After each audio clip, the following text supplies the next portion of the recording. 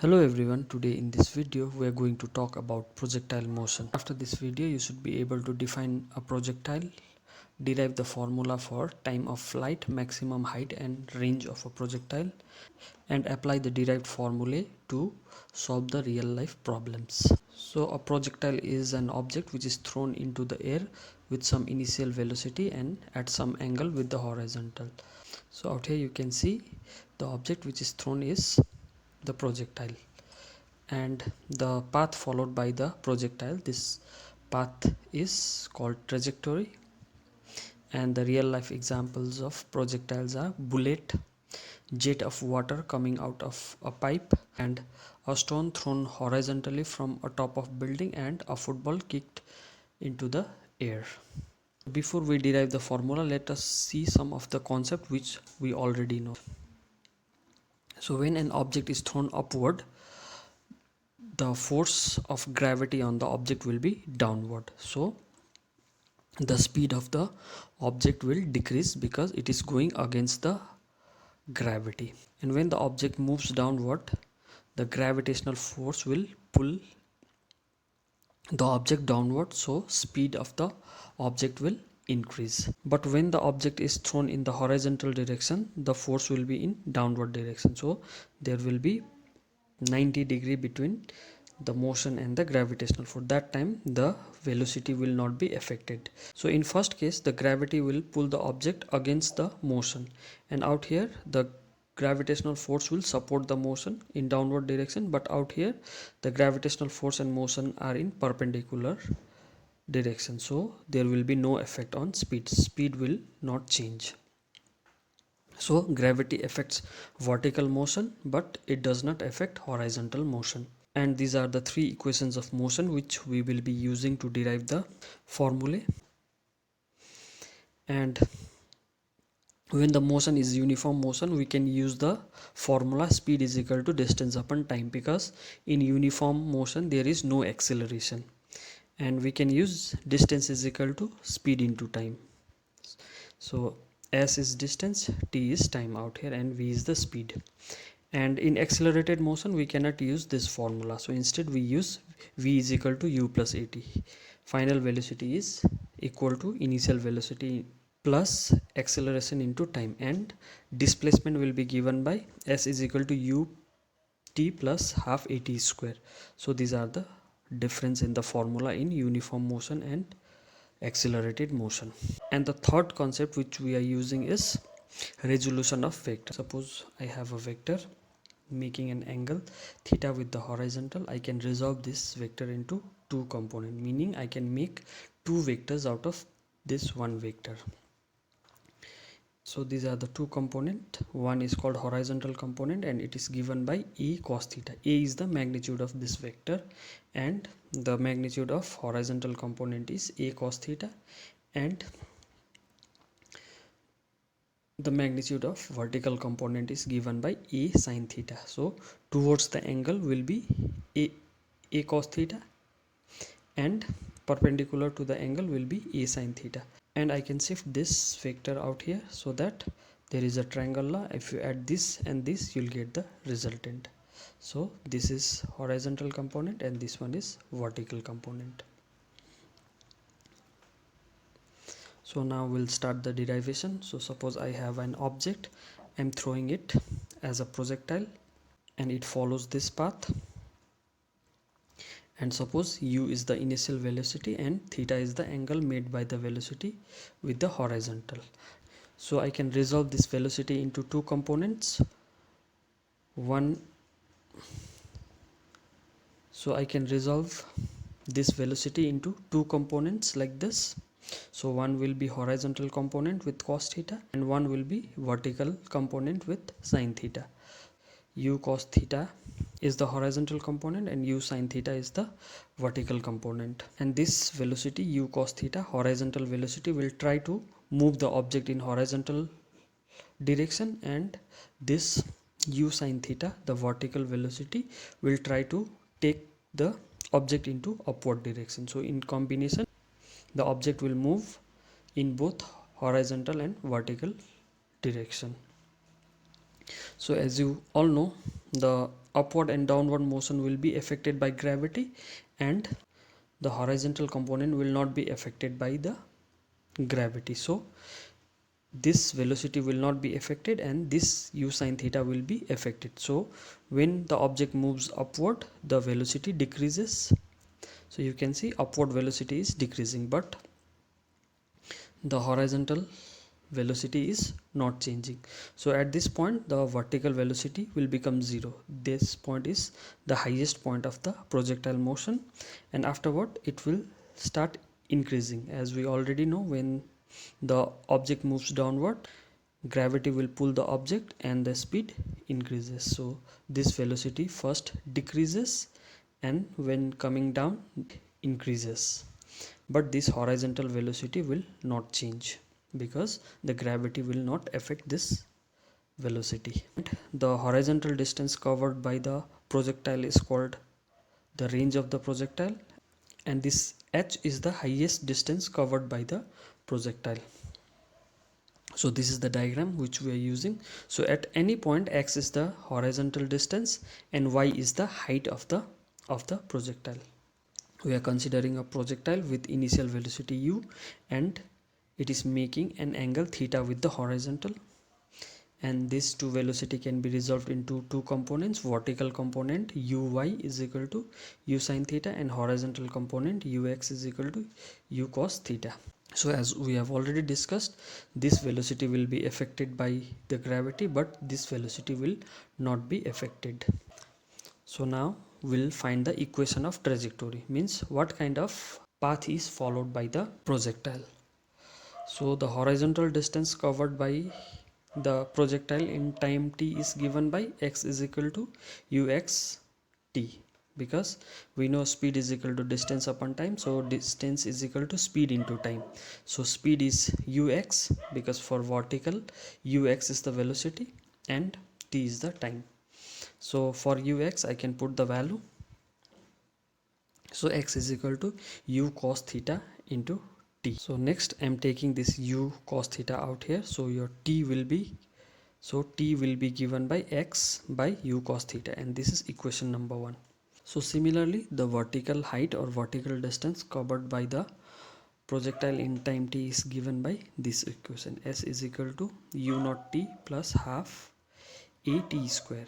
And as this motion is accelerated motion, we cannot use simple formula speed is equal to distance upon time. So I have to use this equation because there is acceleration, so I have to include a.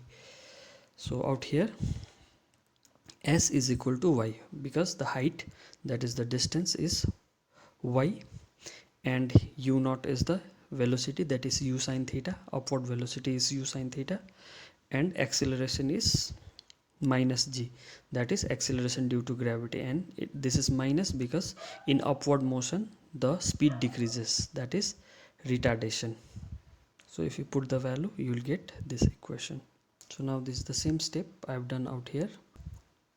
Now I'll put the value of t from equation number 1. So this is our equation number 1. So t is equal to x by u cos theta. So if I put the value of t out here, you will get this, and if you solve this, you will get, this is u and u will get cancelled, sine by cos is 10, and out here 1 by 2 u cos theta whole square g into x square. So now this is the final equation, and this equation is similar to the equation of parabola. So this is the equation of parabola, that is y is equal to px minus qx square. So if you compare this equation, these two equations are similar. Tan theta into x, this p into x, and q is this term. So we can say this trajectory is parabola. So parabola is one of the shape like circle and all. So this is the equation of parabola, that's why the trajectory of the projectile is parabola. Now next we will find the time of flight. Time of flight means for how much time the projectile will remain in air. So after the time of flight, so object will come to the same position. If you see, after the time it will reach the ground, so that time our upward height, that is y or s, will be 0 after the time of flight. So it will increase and it will decrease and it will become 0, the height will become 0. So I'll use this second equation of motion. So here, so our s, that is y, height is 0, and our upward velocity is u sine theta, and a is minus g because in upward direction acceleration will be negative, and this is equal to acceleration due to gravity, and our time will be equal to time of flight. So after this time of flight it will reach at this point. So I'll put everything. If you take this that side, it will become positive. Now you can cancel this square and tf, and if you solve this, these two will come up and this g will go down. So this is the final formula for time of flight. So it will be given by 2u sine theta by g. So by knowing the initial velocity and the angle, we can calculate for how much time the object will remain in air. So next is maximum height. So the maximum height, so at maximum height the vertical velocity will become 0. As we have already seen, when the object moves upward, its speed decreases. At this point the vertical velocity will become 0. So we'll use this equation, third equation of motion.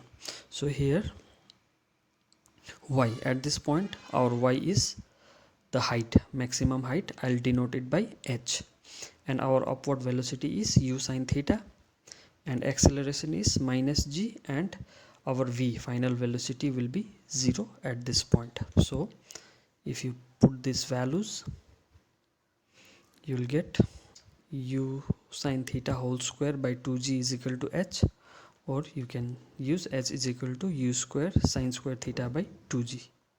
So this is the final expression for maximum height. So by knowing the initial velocity and angle, we can find the height of maximum height attained by the projectile. Next is horizontal range. So we have to find the expression for this distance, that is range. So range is the horizontal distance covered after the time of flight. So after the time of flight, the horizontal distance covered, that is x, will be our range. So we can use this formula for horizontal speed.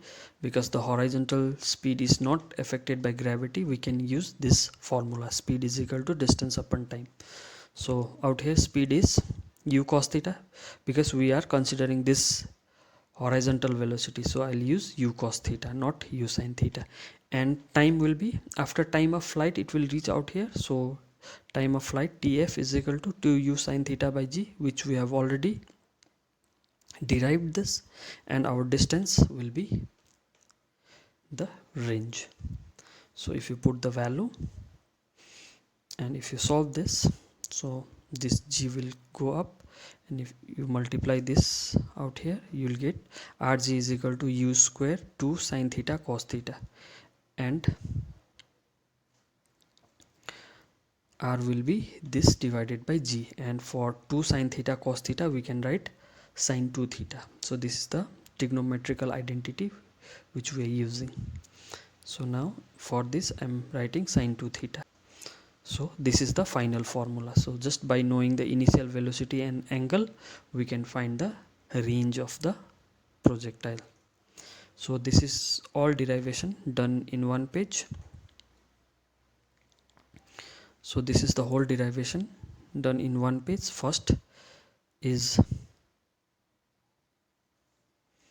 so this is the whole derivation done in one page. So first is equation of trajectory, then time of flight, and maximum height and horizontal range. Sometimes you may not get equation of trajectory, that time the derivation will look like this. So let's summarize the video. So projectile is an object which is thrown into the air with some initial velocity, and after that it moves only under the effect of gravity. So the velocity can be resolved into two components. Vertical component is u sin theta and horizontal component is u cos theta, and theta is the angle at which the projectile is thrown.